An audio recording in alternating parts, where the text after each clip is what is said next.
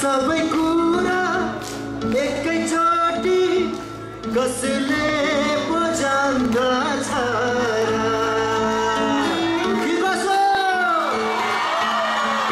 भुल हुन्छ मान्छेबाट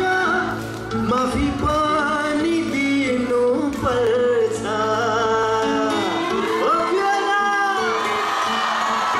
भुल हुन्छ मान्छेबाट माफी पनि दिनु पर्छ समयमै आफ्नो पराई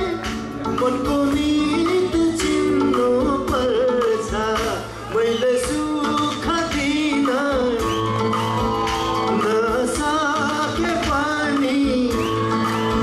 मैले दिन नसके पनि सुनी जुनी साथ दिन्थे नि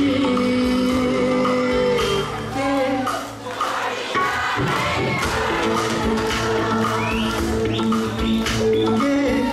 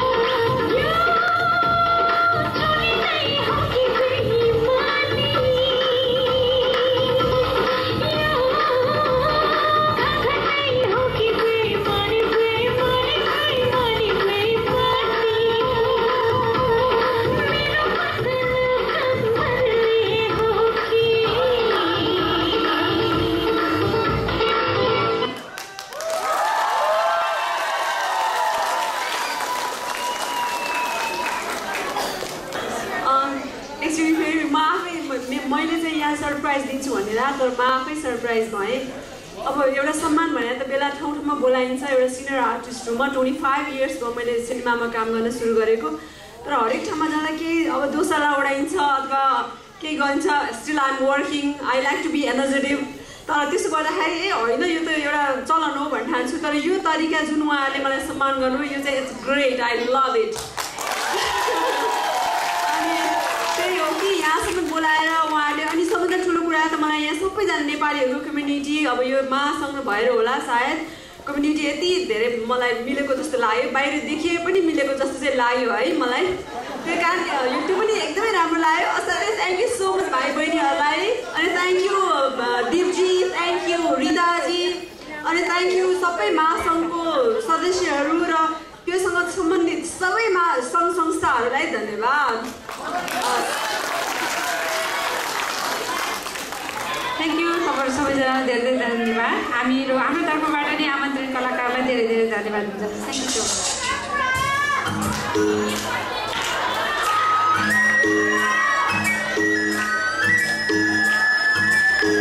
प्रेमको प्रस्ताव यो पहिलो चोटि तिमीलाई नै राखेको मनको कुरा साँच्चै हो भने तिमीलाई